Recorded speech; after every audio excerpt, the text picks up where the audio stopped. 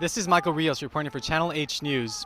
I'm standing on the corner of University Avenue and Canyon Crest Drive, where AFSCME 3299, the UC's largest union, is holding a strike against some of the UC administrators.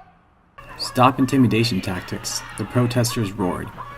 In UCR and 8 other UC campuses across the state, thousands of university service workers and UC students held a day-long strike protesting, quote, unfair cuts and alleged illegal acts of intimidation by UC officials against university employees.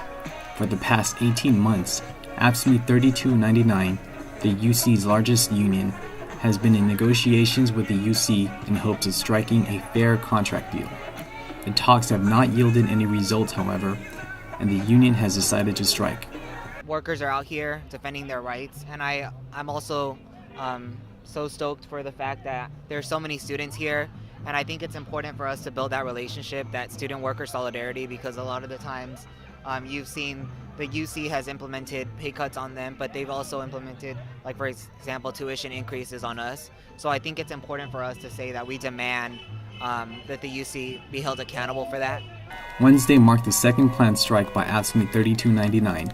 Back in May, a 2-day strike was held by the union where employees protested, quote, unfair staffing levels at taxpayer-supported UC hospitals. The aftermath of the first strike, however, resulted in, quote, illegal acts of intimidation by the UC, where officials allegedly threatened to fire employees if they did not get back to work. The threats, said one union member, led AFSCME to vote for this follow-up strike, and the result, a statewide protest in 9 UC campuses. I'm standing now with Leo Tollivard. Can you talk a little bit about what this protest is about? Well, what it's about today is this is a ULP strike, unfair labor practice strike. When we went on strike in May with the hospitals, UC hospitals and medical centers, a lot of the managers and supervisors was threatening, intimidating people that if they went on strike and stood up for their rights, that when they came back to work, they would be terminated, they would be fired, they would be moved to another building. They was coerced, they was afraid to go on strike. And they used that as part of UC power to stop the workers from walking off the job. But what we have the right, we fought, the workers fought in 2008, and we have the right to strike. The effects of the strikes were felt all across the UCR campus. Multiple services, including restaurants at the hub, were closed for the day, as 73% of the scheduled dining employees missed out on work, opting to strike instead. At the hub, students were left disappointed and frustrated with the lack of food options around the school.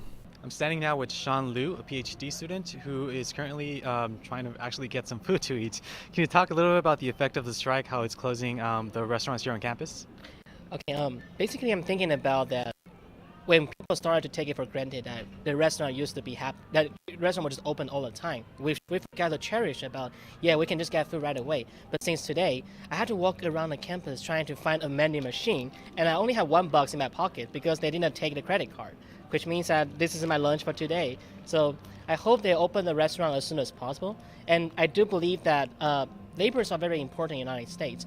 So basically, they should give them raise their salary, because when I saw their flyers, they mentioned about they got the lowest wages, and that's not fair for those people. They're working very hard. AFSCME members, however, acknowledged the students' concerns, but said that the strikes are necessary for the dignity of the workers. We would have nothing if it weren't for people like you.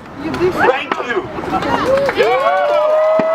Because what the students have to understand is they want to eat, yes, but we want to get paid. We want to live in dignity. If it wasn't for us here cooking, they wouldn't be able to get that, okay? We understand that some of them is a little nonchalant, whatever, about the workers going on strike, but they got to look at the bright side of it, all right?